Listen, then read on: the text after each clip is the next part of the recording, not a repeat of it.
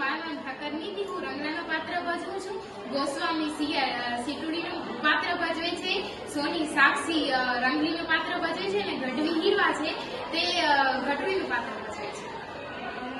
ઓય રંગલા, બાજુવાળા દેવાભાઈ પાસેથી દૂધ લાવ્યો કે નહીં? અરે રે, દૂધ તો યાદ હતો પણ દેવાભાઈ ભૂલાઈ ગયા. ભગવાને તને તો યાદ શક્તિ નથી આપી, બધું ભૂલી જાય છે. નમૂનો છો બાકી નમૂનો.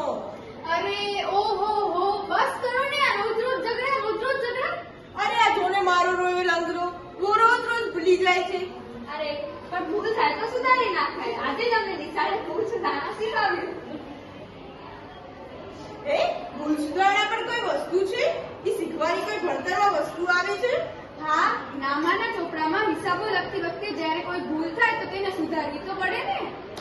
ગઢવી તો આજે ભૂલ સુધારવામાં શું ભણી આવી? સાંભળો રે સાંભળો, હિસાબી ભૂલના બે પ્રકાર હોય છે. એક કાચા સરવૈયાને અસર કરતી ભૂલ અને બીજી કાચા સરવૈયાને જોઈને ચૂપ બેસી જતી એટલે કાચા સરવૈયાને અસર ન કરતી ભૂલ. કાચા સરવૈયા આ શું છે? સાંભળ રંગલા, કાચા સરવૈયાને અસર કરતી ભૂલો એટલે ખખા બેકા. ખખા બેગા? દાથયા થયા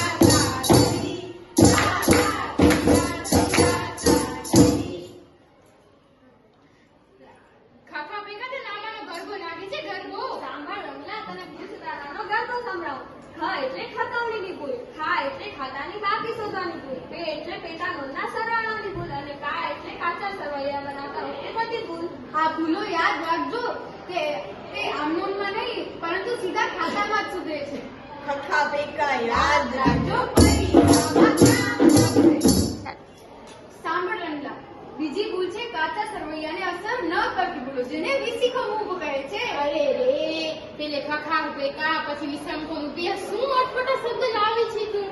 સાંભળ રંગલા, હું તને સમજાવું. વિસિકો મૂવમાં વી એટલે વિસર્જકની ભૂલ, સી એટલે સિદ્ધાંતની ભૂલ, ખો એટલે ખોટા ખાતે લખવાની ભૂલ, મૂ એટલે મૂળ ચોપડામાં લખતી વખતે ભૂલ અને ભ એટલે ભરપાઈ ચૂકની ભૂલ. આ બધી ભૂલ માત્ર ને માત્ર આમ નોંધમાં જ લખાઈ શકે. ભૂલ